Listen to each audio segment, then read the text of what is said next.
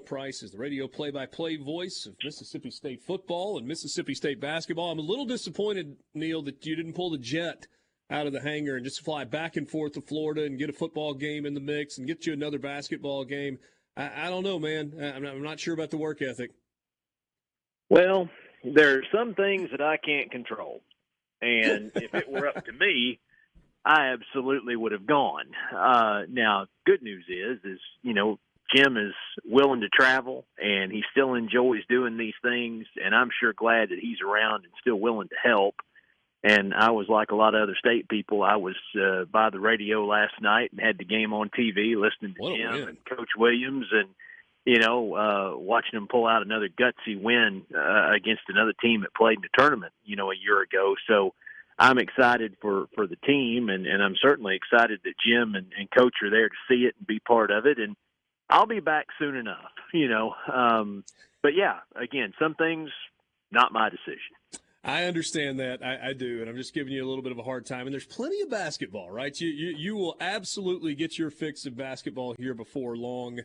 I always enjoy visiting with you leading up to the Egg Bowl. You've always been kind with your time on this as well. And it's possible that I've asked you this before, so forgive me if we have. You are a relative newcomer to the Mississippi State Ole Miss football festival, whatever we want to call it, the Egg Bowl. But you observed it from a distance for a long time. So what did you think coming into this as a broadcaster prior to being the broadcaster, and what have you since learned?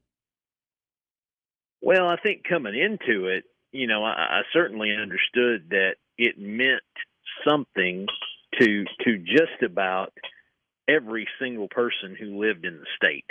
And in 2017, when I first got here and we got closer and closer to that first game at the end of that year, I think I got a really clear understanding of exactly how much when, you've got people on both sides who have, stickers that they're wearing, that, beat Team X or beat Team Y, or whatever. And, you've got a good crowd at the game, and then you see the players get out there and play, and the intensity that they play with in a game like that, and pretty easy to see. The only thing I could compare it to coming in was, I was a part of Kentucky and Louisville for, 12 years, in just about every sport.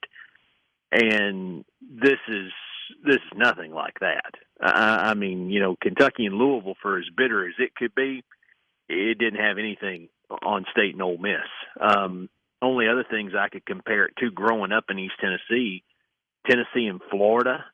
And, I'm old enough to be of the age that Tennessee and Alabama was a big deal, even when one had the upper hand for a decade or more over the other. That was still always a big game, but that was much more of a gentleman's rivalry or mutual respect or something like that. And I don't know that that's always been the case with what I've seen in this game either. So it's interesting. It's a unique animal. And, we do it once a year. We get together on Thanksgiving, and we all give thanks for the opportunity, I guess, to tell the other how much we can't stand them. I know that's what Brian Haydad does. That's exactly what I'm going to do Thursday when I get to Richard's house, Neil. I'm just going to walk in and be like, Richard, you so-and-so. Neil, you got to call maybe the craziest, and that's saying something in this rivalry, but maybe the craziest moment of all time in 2019 with Elijah Moore and everything that happened there. Walk us through from him scoring the touchdown to the missed extra point, how a broadcaster handles a moment like that, which can hardly be explained. There's no page for it in the handbook. And I guess what I'd tell you, having done two of them at that point, is, okay, it's just going to be a normal game. Nothing crazy or bonehead is going to happen. But in the back of your mind, you're like, oh, yeah, it is, because that's what this is.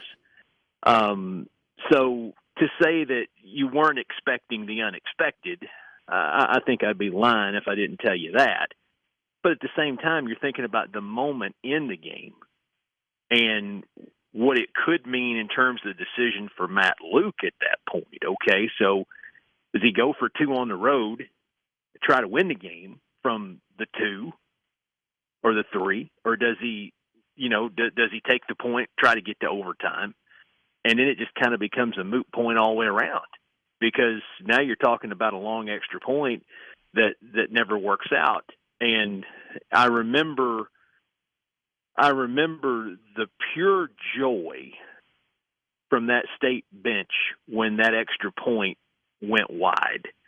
Every player on that bench ran onto the field, to the point now you're talking about, okay, a 15-yard penalty.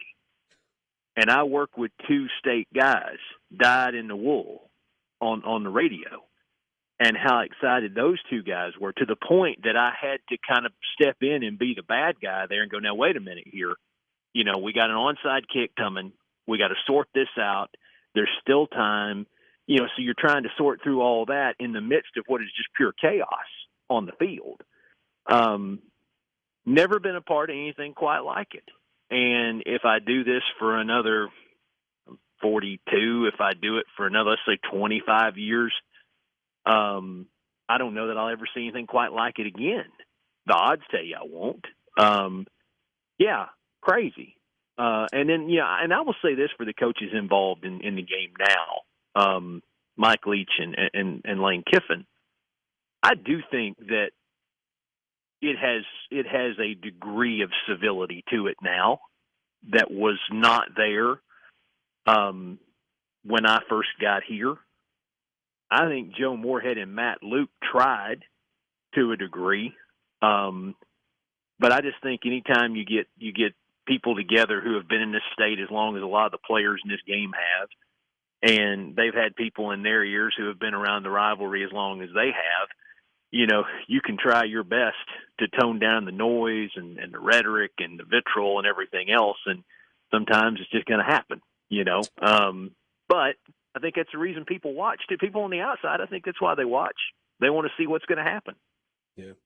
A couple of minutes left with Neil Price, the voice of Mississippi State athletics, football, and men's basketball. Neil, when you look at this Mississippi State team, there have been moments this year where you've looked at it and you're like, wow, they look really, really good. Defense has consistently kind of been in that category. Offense at times has been there. And then there are times where it has not looked good offensively. What's important for Mississippi State in your mind on Thursday night if they're going to walk away with a win and feeling like, you know what, it looked good tonight?